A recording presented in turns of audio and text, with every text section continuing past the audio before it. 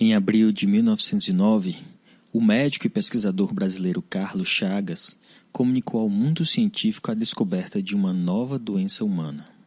Sua obra científica, pela perfeição, originalidade e conteúdo, tornou-se clássica na literatura médica, constituindo na melhor contribuição da ciência brasileira à medicina mundial. Durante o desenvolvimento de sua pesquisa sobre a doença, Chagas abrangeu todos os aspectos da mesma. Descreveu o seu vetor, seu agente etiológico, passando por suas formas clínicas, patogenia e epidemiologia. Esse múltiplo labor, considerado único na história da medicina, trouxe à sua genial descoberta a glória imorredora. Destarte, o cenário de sua descrição inicial é motivo de imenso orgulho, muito embora os pacientes ainda tenham poucos avanços a comemorar. O conhecimento de seu contexto político e epidemiológico é fundamental para o entendimento de tamanho grau de negligência com que a doença ainda hoje é tratada. Situada na parte mais pobre do continente, a tripanossomíase americana nunca teve a repercussão e a motivação ao estudo de outras protozoonoses mais universais como a malária. Pelo contrário, compartilha com doenças como a tuberculose o fato de atingir sobretudo os pobres, que não apresentam um mercado atraente para o consumo de novos medicamentos ou testes diagnósticos. Como um reflexo do amplo desinteresse da indústria farmacêutica, os dois únicos medicamentos disponíveis, os mesmos há mais de 30 anos, são de eficácia questionável. Infelizmente, um problema eminentemente social e econômico priva, até hoje, milhões de chagásicos do planeta das benesses do desenvolvimento científico. Dessa maneira, todos os anos, milhares de pacientes acometidos pela cardiopatia chagásica crônica veem sua doença evoluir inexoravelmente para o estágio de insuficiência cardíaca terminal. Para estes, o único meio de oferecer aumento do tempo e da qualidade de vida, muitas vezes, é o transplante cardíaco. A doença de Chagas é um problema de Estado. Já dizia, repleto de sua implacável sabedoria, o seu descobridor no longínquo 1911. 100 anos se passaram e o Estado foi ineficaz em mitigá-lo. Cabe a todo cidadão, neste momento, um papel mais ativo na determinação de um novo rumo para a doença. Trecho do editorial Carlos Chagas, Sua Vida e Sua Arte, publicado na Revista Brasileira de Clínica Médica, em 2011, de autoria de Luiz Antônio Brito Arruda Vasconcelos e colaboradores.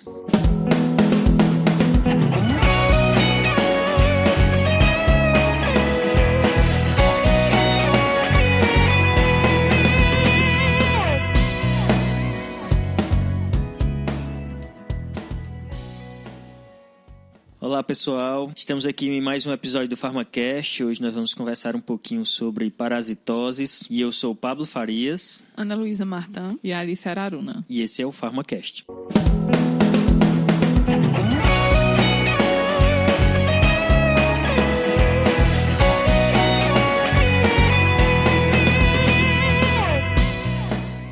Como já é de costume, vamos agora para a nossa sessão de recados. Vai lá, Alice, o que é que a gente tem aí de recado do pessoal? Temos alguns recados aqui enviados, não estou sabendo de onde eles são exatamente, porque eles não mandaram a localidade. Só o primeiro aqui, Júnior Silva, da UEPB, então a gente sabe que ele está aqui na região da Paraíba, na Estadual da Paraíba. Ele colocou lá, adoro seus podcasts, queria fazer uma sugestão em fazer uma série de episódios sobre química medicinal. Desde planejamento, desenvolvimento de farmácia, que na verdade ele queria colocar desenvolvimento de fármaco, depois ele ajustou na sequência. Relação, estrutura, atividade, estratégias de modificação molecular, química farmacêutica é uma disciplina bastante temida no curso de farmácia, porém interessantíssima. Seria interessante desmistificar isso, principalmente pela metodologia de vocês. Puxando teu saco. Rapaz, então, eu acho que tem gente que... Né? Será que ela escolheu esse recado? Eu não sei, eu tô falando primeiro nesse recado.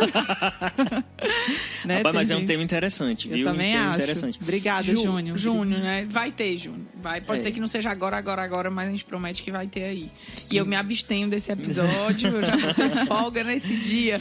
Não, cabem uns convidados também pra gente intensificar aí a conversa. Química medicinal é uma área que explica muita coisa, então se você conhece a química medicinal, consegue entender muito melhor a farmacologia. E aí, consequentemente, a farmacologia vem a farmacoterapia e tudo o que tá ligado a isso. Então a química é base pra tudo. Então quem não gosta de química, infelizmente, chega uma hora que tem um limite pra entender melhor como as coisas funcionam. Então tem que ter um pouquinho de noção. Exatamente. Foi uma ótima sugestão, né? Então temos aqui Marcela Becegoto, ou é Becegato? Então, Marcela, ela colocou nos stories lá que estava ouvindo os antihipertensivos e colocou bom dia com esse podcast que salva vidas. Eu achei tão ambíguo, sabe? Porque é antihipertensivos, o podcast que salva vidas, então assim, ficou tão, né, duplo sentido mesmo, porque as vidas salvas aqui, será que é por causa das informações? Ou será porque ela ia fazer alguma prova? Não sei, né? Ficou bem assim, muito legal mesmo.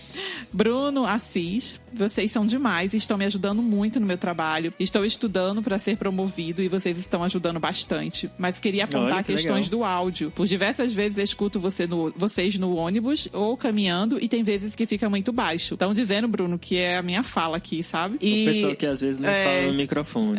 Estão dizendo que esses áudios que são baixos são os meus. Então, a oposição aqui falando as coisas. E como não quero perder nenhum conteúdo de vocês, me preocupem em escutar. Se vocês puderem observar isso, será bem legal. Eu vou falar mais direitinho no microfone. O problema tá aí. Renan. Eita, Renan fez aqui uma reivindicação, viu? Quero deixar claro minha indignação. Eu sou o fã número 1. E vocês falaram isso no cast 4 e 5. Agora, no cast dos antibióticos, tem outro fã número 1. A gente falou do colega lá. Na verdade, eu tô achando que fui eu que falei isso, mas eu achei que eu estava falando do Renan, entendeu? Ah, mas aí a gente tava se referindo ao cara que ganhou... Isso, o ouvinte que ganhou a caneca. O Emerson. Aí ele assumiu o posto de fã número 1, aí o Renan não gostou não aqui. Ele se apresentou como fã número 1, foi aí... Se você foi primeiro, Renan, você é o fã número 1. Você será sempre o primeiro. Ninguém sempre pode primeiro. deixar de ser o primeiro, né? Aí ele botou, quero ver isso aí, hein? Tá visto, viu? A gente tá aqui, todo mundo se retratando.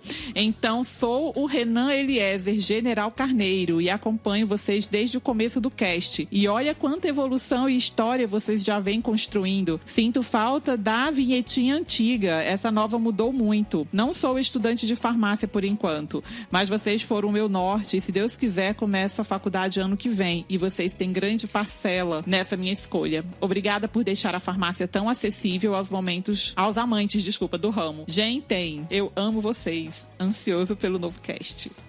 Gente. Um abraço. Não, Renan, você de fato é o fã número 1. Ele é. Na verdade, o Eliezer era o de coração, lembra? A gente já tinha até falado. Tem o fã número 1, tem um fã de coração. E aí, depois a gente acabou botando o Emerson como fã número 1 também. A gente se confundiu. Né?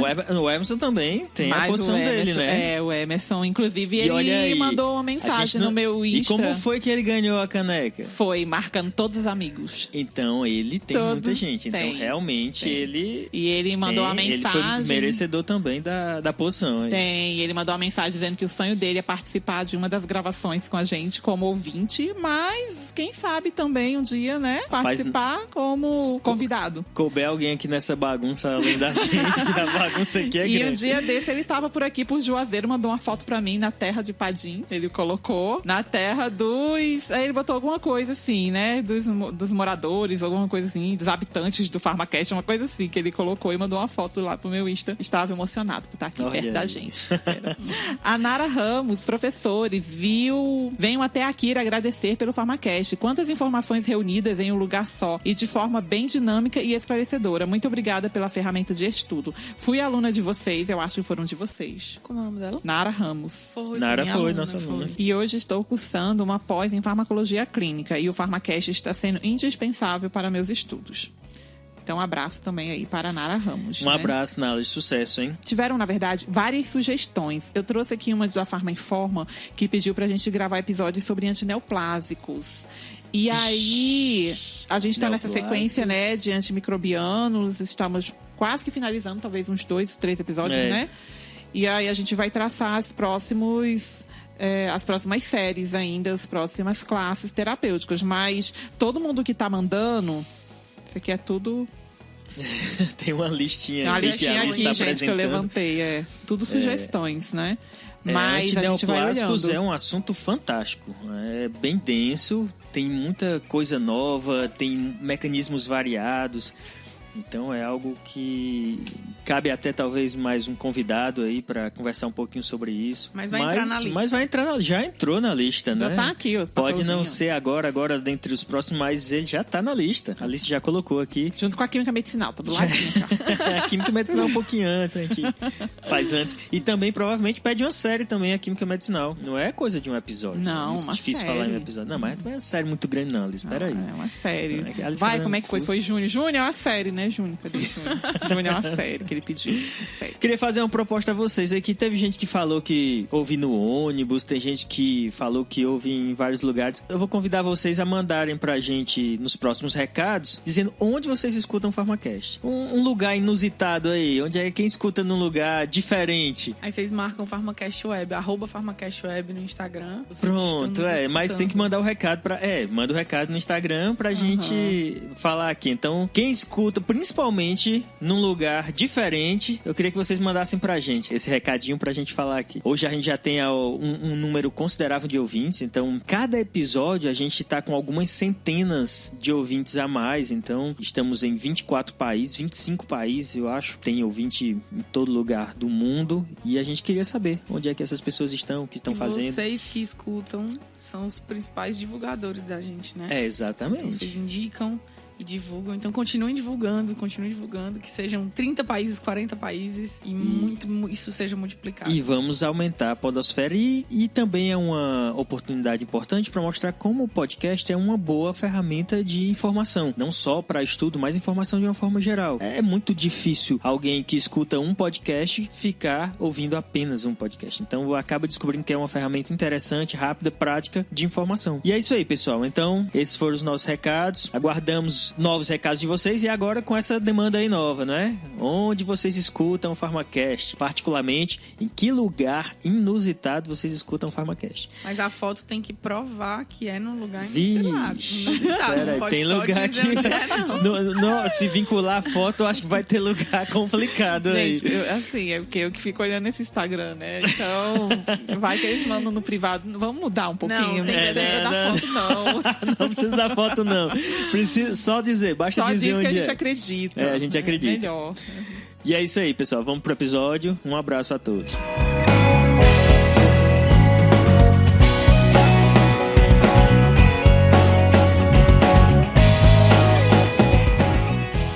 Bem, pessoal, como o tema hoje é focado em antiparasitários, vale ressaltar que os antiparasitários são utilizados, obviamente, para as parasitoses, que estão entre as doenças mais frequentes no mundo todo. Estima-se que hoje cerca de 50% da população mundial seja atingida por essas parasitoses. No Brasil, até 36% da população total sofre de alguma forma com essas parasitoses. Então, tá longe de ser um problema de saúde raro. Na verdade, um problema não, são muitos problemas de saúde bastante frequentes aqui. Infelizmente. Na verdade, são problemas de saúde muito relacionados às questões sanitárias. Então, tem muito a ver com o grau de desenvolvimento de determinada comunidade, determinado país. Então, países quanto mais desenvolvidos, obviamente, menos parasitoses acontecem. E os países em desenvolvimento ou subdesenvolvidos e os mais pobres, com certeza, têm uma incidência muito maior de parasitose. As questões sanitárias estão diretamente ligadas à ocorrência desse tipo de problema de saúde. E o Brasil, infelizmente, ainda se apresenta como um fator aí que inflaciona a ocorrência, vamos falar assim, de parasitoses em todo o mundo. Pelo tamanho dele e aí pelas condições também sanitárias aqui no país, não é? E associado a essas questões sanitárias, tem também as condições climáticas que se favorecem o desenvolvimento desses parasitas, né? Então a gente sabe que são doenças muito voltadas para países que estão nos trópicos. E aí as condições de temperatura e umidade favorecem tanto o desenvolvimento de cistos como no caso dos protozoários, como desenvolvimento de ovos no caso dos vermes em geral, né? Dos nemátodos. O nosso clima quentinho aqui é ótimo pra chocar ovo. É verdade. Ótimo pra chocar ovo de vermes e cistos de protozoários, né? Eles ficam lá bastante tempo, aptos a serem desenvolvidos e formar seu ciclo. Então isso contribui bastante junto aí às condições sanitárias. Por isso são normalmente referenciados como doenças tropicais, grande parte dessas parasitoses. E também negligenciadas, né? E também negligenciadas, importante. Só para deixar clara essa ideia de doença negligenciada, é que não é que não tenha tratamento. A verdade é que existe tratamento, mas grande parte dessas doenças tem o mesmo tratamento desde os anos 40. Eles tratam, mas é aquela coisa, mata o parasita e um pouquinho também o hospedeiro, às vezes, o paciente, não é? Porque deixam algumas sequelas, alguns tratamentos são dolorosos, deixam um mal-estar considerável. E a causa disso é que a indústria não tem tanto interesse em desenvolver novas moléculas para essas doenças, porque, como eu disse, a maior incidência dessas doenças está em países com um poder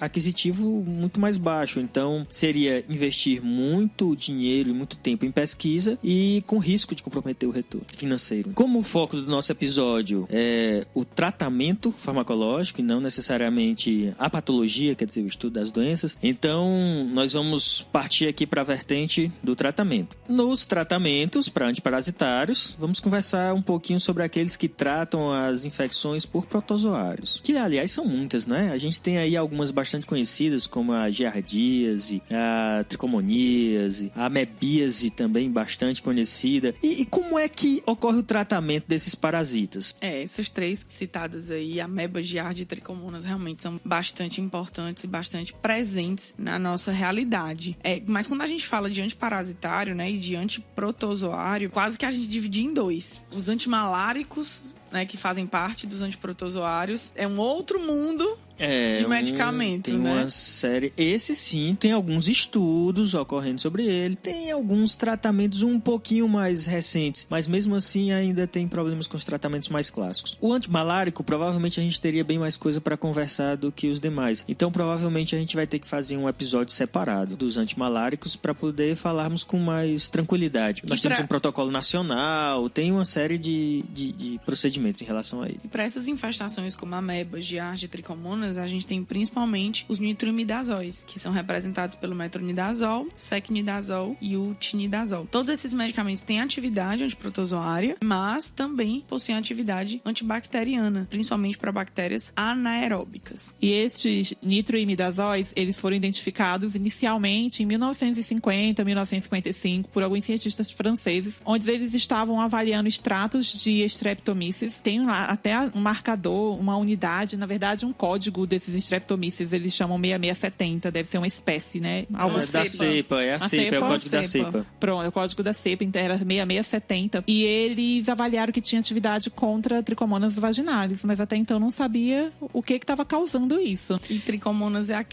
o principal sintoma dela é aquele corrimento esbranquiçado. Isso, é uma doença sexualmente transmissível e ela é identificada por esse corrimento espumoso, com odor fétido. E geralmente nas consultas aí periódicas aos ginecologistas dá pra identificar a sua presença. Aí eles identificaram que tinha atividade no tricomonas, né, nesse protozoário, e fizeram depois a análise de que estrutura era responsável e verificaram essa estrutura do nitroimidazol, que, como o nome já informa, a gente vai ter um grupo nitro ligado a um grupo imidazol, que é formado por um anel de 5 membros com nitrogênios na sua estrutura, interligados por duplas ligações. Esse extrato de Streptomyces já tinha sido estudado alguns anos antes, não era? Que eles tinham identificado uma substância chamada azomicina. Exatamente, tinha sido estudado o extrato e identificado essa estrutura, inclusive foi nomeada azomicina, mas não tinha sido testado para ver alguma atividade dela. Então, quando foi isso, foi uns 2 a 3 anos antes desse grupo francês ter identificado atividade contra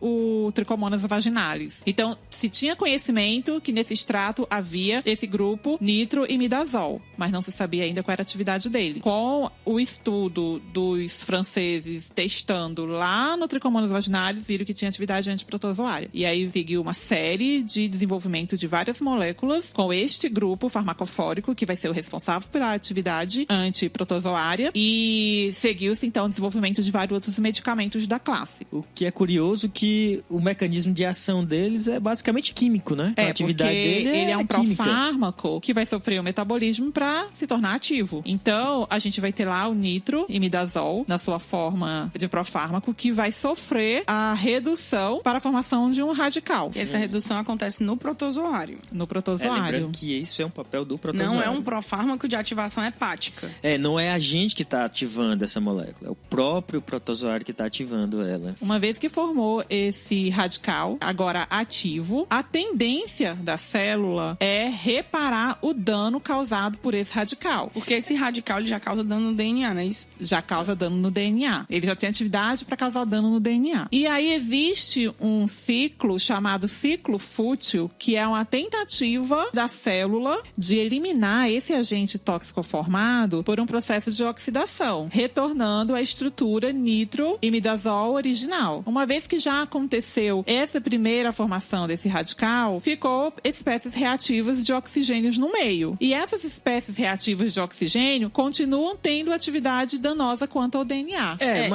E ele causa uma diminuição da formação do ácido desoxirribonucleico. Mas só pra gente fechar direitinho. O nitroimidazol, ele entra no parasita, no protozoário, ele recebe um elétron e gera um radical. Esse radical aniônico gera dano no DNA. Como forma reparadora da célula, que tem oxigênio... Esse processo aconteceria perfeitamente, tranquilamente, se a gente estivesse falando de um ambiente anaeróbio. Só que a gente não tá falando de um ambiente anaeróbio. É um ambiente que tem oxigênio. Então, o oxigênio vai acabar, de alguma forma, doando algum elétron e fazendo com que a molécula volte ao seu estado original. E isso acabaria com a toxicidade dessa molécula, em teoria. Acabaria, na verdade. Acabaria, né? Acaba. Aí, tudo bem. A molécula perdeu o papel dela. Só que no processo de transferência de elétron, agora esse oxigênio do meio é que passa a ser o agente tóxico. Então, ele agora passa a ser uma espécie reativa de oxigênio, que vai começar a formação de peróxidos, ânions, hidroxila, que esses agentes vão causar agora a lesão no DNA. Então, essa segunda parte da reação acontece no ambiente aeróbico. Então, no ambiente anaeróbico, só voltando. Se a gente estivesse no ambiente anaeróbico sem oxigênio, aquele intermediário... seria o principal responsável pelo efeito antiprotozoário. Isso, o radical aniônico seria o responsável por essa reação. Só que no ambiente com oxigênio, ele retorna, que entra no que a Alice chamou de ciclo fútil. Outras espécies reativas de oxigênio que também são relacionadas com esse efeito tóxico. Isso, aí é que ele vai ter o efeito tóxico. Então, no ambiente anaeróbio, é a molécula que causa. No ambiente aeróbio, aí ela volta ao estado normal e quem causa isso é o próprio oxigênio do meio agora, que está na forma de espécie reativa de oxigênio. E, de qualquer forma, causa dano no DNA do parasita e ele morre por conta disso. Por isso que o ciclo é fútil, porque ele tem uma tentativa de reparo, mas no momento em que ele faz esse reparo, o que está reparando está se tornando tóxico. Isso. Que é esse oxigênio, né? E é porque o agente forma e ele volta. Então ele vai e acaba voltando para o estado original. É o e aí, chamado quando a ciclo gente fútil. pega, por exemplo, outros tipos de micro-organismos, como as bactérias, eu tenho uma maior facilidade desses nitroimidazóis funcionarem em bactérias que não necessitam de oxigênio para se reproduzir, que são as bactérias anaeróbicas. Então, tanto o metronidazol, como o secnidazol, como o tinidazol, eles têm propriedade antibacteriana contra bactérias anaeróbicas, principalmente negativas, gram-negativas. Desses três, o que é mais usado como antibacteriano é o metronidazol. Tá, mas esses agentes são muito usados para infecções por giardia, por ameba. A gente normalmente denomina essas doenças como amebias, né, giardias. Mas quem é o agente etiológico dessas doenças? Então, para a giardia, a gente tem a giardia lamblia, também é conhecido como diarreia do viajante, o pessoal que adquire essa parasitose, porque é comum em alguns alimentos aí de beira de estrada. De beira de estrada, não, ninguém aí fica isso, conhecido como aquela dorzinha na barriga quando volta pro ônibus. Uma coxinha numa rodoviária, né? Meu Deus, não é? Ave Maria, nem fala isso. Eita. Aquela dorzinha na hora da dorzinha. A ameba, ela é causada pela entamoeba. Só que existem aí algumas entamoebas. A entamoeba histolística, que é a patogênica, e as entamoebas que vivem naturalmente conosco, em harmonia, que é a entamoeba coli e a entamoeba nana. Então essas duas não são patológicas, a que causa amebisa é a entamoeba histolítica. Tá, então a gente tá falando do secnidazol, metronidazol e tinidazol. Então, para esses casos desses parasitas aí, qualquer um dos três a gente pode usar normalmente. Mas quando a gente observa no dia a dia, na clínica, por que o secnidazol é mais utilizado? Na amebíase, na giardíase, o secnidazol é mais utilizado. Não por uma melhor eficácia, nada por isso, mas em relação à comodidade posológica que ele tem. Então, se utiliza 2 comprimidos de 1 grama, um tratamento de dose única. 2 gramas, dose única, fechou o tratamento. Rápido. Quando a gente pensa, por exemplo, no metronidazol, é um medicamento que é usado de 8 em 8 horas, 3 vezes por dia durante 7 dias. Então, por uma comodidade posológica e não diferença de eficácia entre eles, o secnidazol acaba sendo a escolha nesse sentido. E quando a gente pensa na tricomoníase, como ela é uma infecção vaginal, consegue se tratar muitas vezes topicamente, com o uso de creme vaginal. E aí, normalmente, tem cremes vaginais à base de metronidazol, tanto de metronidazol ou de tinidazol para o tratamento de tricomoníase. E é interessante também que, eu não sei qual foi o ano, agora eu lembro dessa história, mas eu não tô com as datas agora delas, mas o descobrimento do uso do metronidazol na odontologia se deu no tratamento de mulheres com tricomoníase que tinham gengivite e que tinham sangramento gengival. E aí, quando elas se trataram da tricomoníase, melhorou o sangramento gengival. E aí, eles perceberam que o metronidazol tinha uma atividade em bactérias que estavam nessas gengivites e periodontites, que normalmente são bactérias gram-negativas anaeróbicas. E aí, hoje, o metronidazol, ele é um antiprotozoário de base, mas ele entra também no tratamento antimicrobiano de algumas doenças periodontais na odontologia. Então ele foi usado para tratar uma tricomoníase. E melhorou. Só que, coincidentemente, elas estavam com problemas gengivais, certo? E aí fez essa relação, e a gente consegue ver muita prescrição associada, por exemplo, de amoxicilina com metronidazol na odontologia, que cobre as bactérias aeróbicas, as amoxicilina, né, a gram-positiva e gram-negativa, e o metronidazol cobre as anaeróbicas que são presentes nas infecções periodontais. E dos 3, o tinidazol, ele tem um up aí, um plus, que é ele, além de pegar a tricomonas, né, que geram vaginose, ele também cobre infecções por Gardnerella vaginalis, que é uma bactéria. Então, você consegue, com o tinidazol, tratar essas 2 vaginoses na forma de creme vaginal. Hoje em dia, tem muita apresentação desses medicamentos, desses nitrimidazóis, principalmente o tinidazol, junto com a anfotericina B. Então, você pega aí um antiprotozoário que tem ação contra a bactéria anaeróbica gram-negativa associada a um antifúngico. Então, você consegue pegar aí uma infecção bem mista, porque você consegue pegar a tricomonas vaginalis, a Gardnerella, e consegue pegar ainda se tiver uma co-infecção aí por Cândida. Então, hoje tem esses cremes vaginais em associação de tinidazol com anfotericina B. E lembrando que o tratamento feito na tricomoníase tem que ser feito no parceiro também, porque como é uma doença sexualmente transmissível, se for detectado na mulher tricomoníase, o parceiro faz uso dos 2 gramas de secnidazol dose única também. Isso é verdade e muita gente não lembra de fazer isso.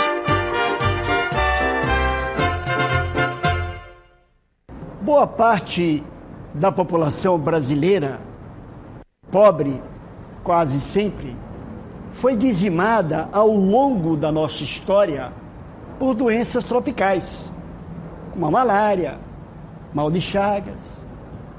A luta contra estas endemias é dificultada pelas péssimas condições sanitárias de boa parte de nosso povo. Vale ressaltar que os nitroimidazóis devem ser evitados ser consumidos com bebida alcoólica também, não é? Porque tem o velho efeito de sulfiram e o paciente vai passar muito mal quando consumir alguma bebida alcoólica e que tenha utilizado um nitroimidazol desse, por exemplo, como secnidazol, que ele acaba inibindo a aldeído desidrogenase, acumula mais aldeído acético no corpo, no caso do consumo da bebida alcoólica, e ele vai ter muita náusea, porque na verdade o aldeído acético é que é o grande responsável pelos efeitos nauseantes, desconforto durante o consumo de bebidas alcoólicas. E esse efeito é chamado de efeito de sulfiram porque o disulfiram, que é um medicamento utilizado na terapia do alcoolismo, tem esse mecanismo de ação. Ele atua aí na terapia anti-alcoolismo por inibir essa enzima e aumentar os efeitos tóxicos do álcool. Hoje nem é mais tão utilizado, é tão drástico esse efeito que é desconfortável. E quanto ao uso dele na gravidez, como é que é feito o tratamento Não desses? pode ser feito, não pode ser utilizado na gravidez porque ele tem histórico de mutagenicidade e tumorgenicidade.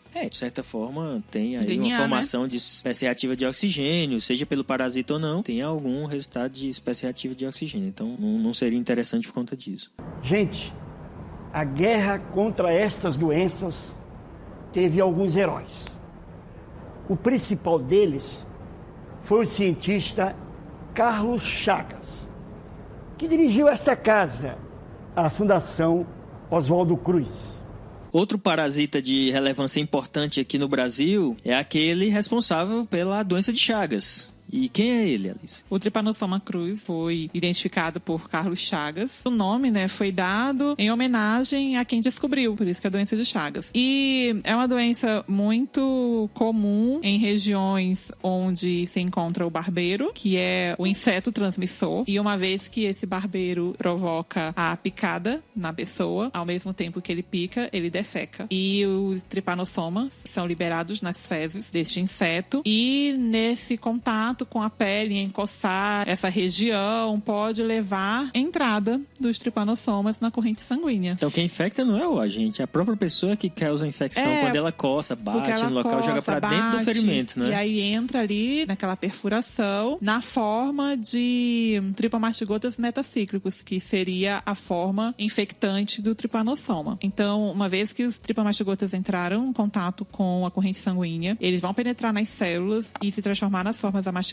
o qual eles vão produzir toda a sua multiplicação. E essas amastigotas intracelulares vão se transformar novamente em trimastigotas para romperem as células e serem enviadas para a corrente sanguínea. E aí, elas liberadas na corrente sanguínea, vem lá, novamente, o barbeiro se infecta e o ciclo extra-humano no seu hospedeiro intermediário também vai acontecer. Lembrando que pode acontecer gato, porcos, cães e ratos podem participar disso, né? Podem também. Aves, répteis e anfíbios não são vetores. Não são vetores. Os tripamastigotas sanguíneos podem tanto servir para nova contaminação de novos barbeiros, como também podem se difundir. E aí, através da corrente sanguínea e linfática, vão infectar várias células e novamente se transformar em amastigotas intracelulares e continuar um ciclo interno também. Ou seja, vai se tornar uma doença inicialmente aguda, devido à presença dele na corrente sanguínea, e essa constante multiplicação intracelular e extracelular. E ao longo do tempo, com o depósito dele nos tecidos, vai ocorrer a formação de uma doença crônica, que é conhecida aí como a doença chagásica, o coração chagásico, o esôfago chagásico, que seria aí já um dano tecidual muscular devido à presença desse parasita nessas regiões, nesses tecidos. Aí o medicamento utilizado, que é o nosso foco,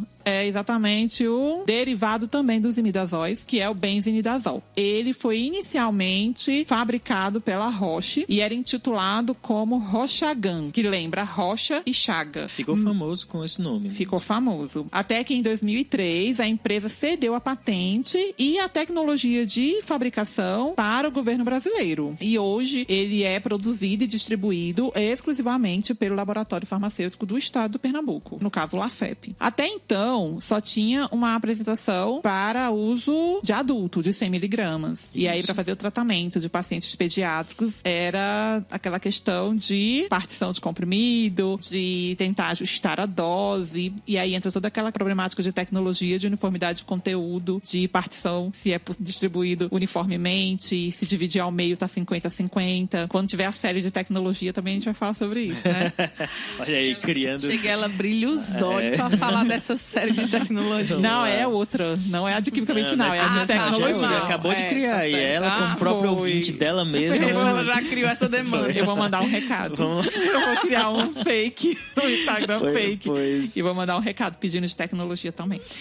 Aí, em 2012, o LAFEP começou a desenvolver também um medicamento pediátrico. Na verdade, ele registrou na Anvisa um medicamento pediátrico na dose de 12,5 para reparar essa problemática. Quanto ao mecanismo de ação, hein, Ana? O mecanismo de ação dele é muito parecido com o dos nitrimidazóis. Ele entra, também recebe um elétron, também tem um processo de redução, porém ele é reduzido até uma mina. Isso. IgE gera também a toxicidade radical livre, gerando a toxicidade no DNA. O mesmo mecanismo dos imidazóis. Lembrando. E ele recebe esse elétron de uma nitroredutase da mitocôndria. E isso é até um dos mecanismos de resistência do tripanossoma, que é diminuir a concentração dessa nitroredutase. E aí você tem uma menor ativação do medicamento. Lembrando que é contraindicado para gestante, né? O benzinidazol. Como todos os outros nitroimidazóis. Exatamente. Pelo efeito de mutagenicidade. Lembrando que o radical nitro formado nesse processo, ele estaria atuando como efeito tripanocida, né? Então são os tripanossomas que estão liberados aí na fase aguda, na corrente sanguínea, através de ligações covalentes. Então são ligações bem fortes e permanentes, com macromoléculas do parasita, desde DNA nuclear e mitocondrial, como também lipídios e proteínas. Então é um arsenal grande de ligações fortes para a lesão aí fatal do tripanossoma. Isso. Algumas limitações voltadas para o benzinidazol tá em relação à baixa eficácia na fase crônica. A gente viu que ele tem atividade sobre a parte tripanomicida, ou seja, que está na corrente sanguínea. Então, uma vez que ela já está na sua forma amastigota no interior das células ali, determinado tecido, não vai ter acesso com garantia. Eu nem vou dizer que não vai ter acesso, porque sempre fala-se que é questionável a atividade na fase crônica, mas não batem o martelo dizendo que não existe totalmente. Só que há uma baixa eficácia. A questão também de algumas variações regionais em relação ao surgimento de resistência do tripanossoma cruz. Aí a Ana Luísa falou, inclusive, sobre a formação das enzimas. É uma diminuição das nitroredutases. E aí você tem uma diminuição da ativação, já que ele também é um profármaco. Além disso, há um longo período de tratamento, que vai aí de 30 a 60 dias. E isso, consequentemente, leva a uma baixa adesão. A gente sabe que as pessoas, geralmente, acabam deixando de aderir quando o tempo é prolongado. E aumenta também o número de efeitos adversos. A intensidade, na verdade, desses efeitos. Porque, às vezes, você tem um medicamento que tem um potencial tóxico, mas em pouco tempo ele não gera essa toxicidade e, a longo prazo, essa toxicidade começa a aparecer. E devido a essa questão de falta de adesão, o desenvolvimento de sistemas de liberação modificada está em ascensão. Então, na parte ainda de estudos pré-clínicos, estão sendo desenvolvidos algumas formulações na faixa de nanosistemas, de nanemulsões, na escala de nanosistemas, nanemulsões para liberação modificada do tipo prolongada do benzinidazol, porque uma vez que o problema está voltado também para a baixa taxa de adesão devido ao tempo prolongado de tratamento, uma vez que o número de administrações seja menor, mas o tempo de liberação seja prolongado, isso pode favorecer o aumento da adesão desses pacientes. Então o investimento está em cima disso também, apesar de ser uma doença também dentro da classe aí das negligenciadas. Tem uma atençãozinha aí maior com ela. Só pra gente fechar essa questão, só lembrando que ela pode ser transmitida pelos vetores, mas também tem a transmissão oral. Ocorreram alguns casos aí de contaminação com açaí, mas hoje em dia se trabalha muito com o açaí na forma pasteurizada, que evita a ocorrência desses casos. Mas além disso, pode ser transmitido por transfusão, por transplante de órgão. E aí existem qualquer outra forma em que o agente penetre no corpo e atinja a corrente sanguínea. Edmilson, conta pra gente quem foi Carlos Chagas. Foi um grande pesquisador, né? Acho que falar que foi é complicado. Foi não, ele é, né? Porque ele está vivo no nosso meio, né? As coisas que ele fez, as coisas que ele construiu, as doenças que ele descreveu com tanta complexidade, no momento que você não tinha tecnologia de hoje, torna um grande brasileiro, um grande pesquisador e um homem que foi extremamente importante para a ciência mundial e não só uma ciência do nosso país, que também é muito grandiosa. Além desses, a gente tem também a leishmaniose, que infelizmente ainda ocorre aqui na nossa região, na região Nordeste e em algumas outras regiões do Brasil, que tem como vetor o flebótomo, que é um insetinho aí hematófago, e aí ele acaba transmitindo o promastigota metacíclico, que inclusive tem que ser fêmea. O flebótomo fêmea é o que é o verdadeiro vetor da leishmaniose. Lembrando que esse em específico, né, que Pablo está comentando sobre a leishmaniose tegumentar, que ela vai se manifestar com lesões no tegumento. E a sua forma clínica vai apresentar em 3 grupos básicos, que vai ser a leishmaniose cutânea, a leishmaniose cutâneo-mucosa e a leishmaniose cutâneo-difusa. Vai estar muito relacionado com a condição imunológica do hospedeiro, de quem está se contaminando. E dependendo desse estado imune, pode ter aí um comprometimento que seria aí se difundir por todo o corpo e se manifestar de uma forma mais grave. Por isso que veria em ordem de complexidade cutânea, cutânea mucosa e cutânea difusa. O tratamento dela é através do antimoniato de N-metilglucamina. Na verdade, é o antimônio, que é o agente verdadeiramente ativo aí nesse tratamento para esse parasita. O antimônio, na verdade, na forma pentavalente. Então, nós temos duas apresentações do antimônio pelo mundo hoje, que é o antimoniato de N-metilglucamina, que é comercializado aqui no Brasil. Na verdade, não é nem comercializado, ele é fornecido pelo próprio SUS. E existe outra forma, que é o estibogluconato de sódio, mas esse a gente não tem aqui no Brasil. Mas lembrando que o agente, na verdade, é o próprio antimônio. Como é que esse agente funciona, farmacologicamente falando? Como você falou, é o antimoniato pentavalente. É um mecanismo que, embora muito tempo exista no mercado, ele parece incerto ainda. Então, há um pressuposto mecanismo de inibição de várias enzimas. No entanto, muitas dessas enzimas são desconhecidas. Então, existe a alteração do processo metabólico da leishmania. E uma dessas enzimas que é conhecida de serem inibidas é a fosfofrutoquinase, que é uma enzima importante no processo de produção de ATP. Então, você tem um processo de energia celular, uma interrupção do processo de produção da principal energia celular, que é o ATP, por essa inibição da fosfofrutoquinase. Esse medicamento pode ser utilizado tanto para a leishmaniose tegumentar como a visceral. Ele é risco tipo C para gestante, então aqui avaliar um risco-benefício no caso da gestação. No caso de mulheres que estão amamentando, ele até pode ser utilizado, porque muito pouco dele, ou quase significante, passa para o leite materno, e não pode ser utilizado por pacientes com insuficiência renal. Insuficiência hepática e cardíaca também. Chama de Trypanosoma cruzi em homenagem ao Oswaldo Cruz, que tinha descoberto esse parasita, esse vetor, e a doença de Chagas em homenagem realmente ao descobridor de todo o ciclo da doença.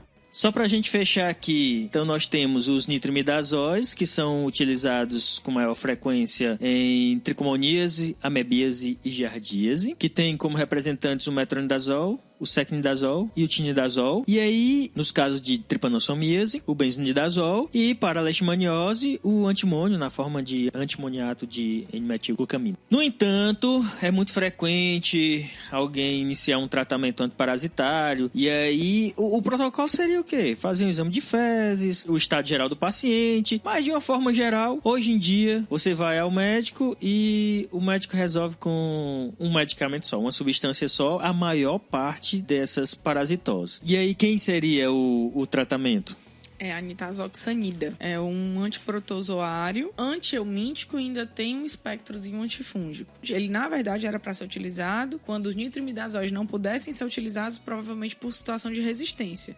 Mas hoje ele é utilizado e ainda de forma preventiva. Não preventiva, mas assim, não se faz mais hoje o exame de fezes para poder fazer o diagnóstico, para instituir o tratamento. Então é muito comum crianças que uma vez por ano fazem uso desses antiprotozoários e antieumínticos. E a nitazoxanida hoje está sendo bam, né? Vamos usar esse termo, porque... Pelo espectro. Então, eu não preciso fazer mais a bendita associação de albendazol, secnidazol ou mebendazol, secnidazol, que eu cobria... metronidazol. Que eu cobria protozoário e eu minto. A nitazoxanida, uma substância só, ela consegue ter esse espectro. Então, ela hoje está sendo bastante utilizada. Ela tem um tratamento onde você não precisa ficar repetindo a utilização após 14 dias, que a gente vai explicar mais na parte dos eumínticos, porque que se faz essa repetição. Ela é usada de 12 em 12 horas durante 3 dias, não precisa fazer repetição. Pode ser usado para criança a partir de 1 ano e adulto. Então, hoje em dia, por uma comodidade posológica e amplo espectro, ela está sendo utilizada.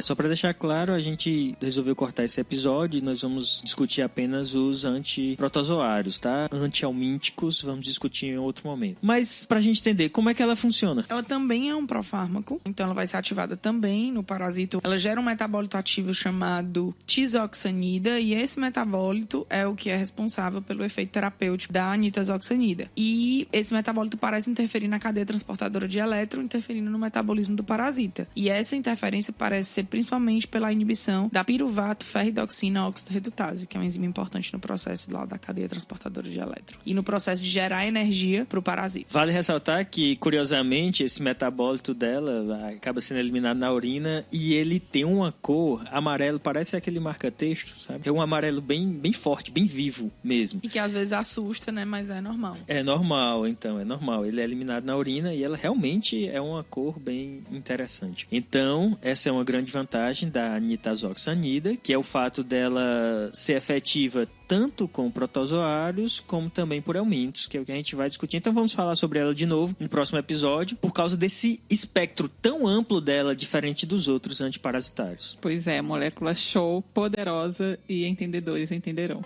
Prepara. Show das...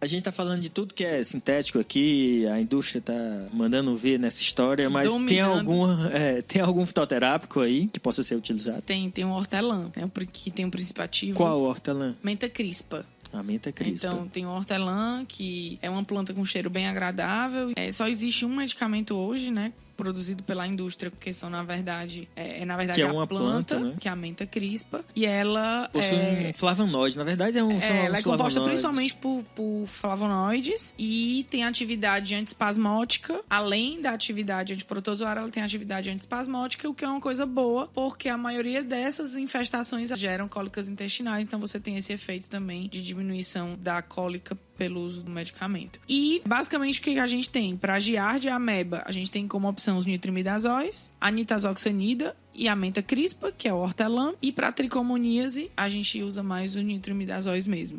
E faleceu em 1934, em novembro de 1934, com 56 anos. Ele faleceu na casa dele, na rua Paissandu, subitamente, né, de problemas cardíacos. Chegou a ser atendido na hora pelo filho dele, Evandro Chagas, mas enfim, na época até se especulou que ele poderia ter sido vítima da própria doença de Chagas, já que ele tinha sofrido um mal cardíaco, mas o próprio filho diz que não houve evidências para comprovar isso, então fumava muito, então o pessoal não se sabe exatamente qual a causa da morte, mas foi por problemas cardíacos. Bem, pessoal, então era isso que a gente tinha que conversar hoje. Então, só ressaltando aqui, acabamos dedicando esse episódio a discutir apenas os antiprotozoários e vamos fazer um episódio seguinte para conversar um pouco mais sobre os antihelmínticos. Lembrando que ainda ficou faltando os antimaláricos. Claro, vale a pena. Na verdade, malária não é um mito, mas a gente vai ter que separar aí devido à particularidade do tratamento, ao número de informações que tem sobre ela. E para não ficar um episódio tão longo, nós resolvemos separá-la. Então é isso aí. Espero que vocês tenham curtido mais esse episódio. Entre em contato. E aí eu vou relembrar agora aquele convite que eu fiz para vocês. Mandem um recado. Eu queria que vocês mandassem um recado dizendo onde que vocês escutam o PharmaCast. Eu ainda sugiro com a foto. Aí o negócio vai ficar complicado. Façam o seguinte. Eu tô com medo de abrir o celular, sério.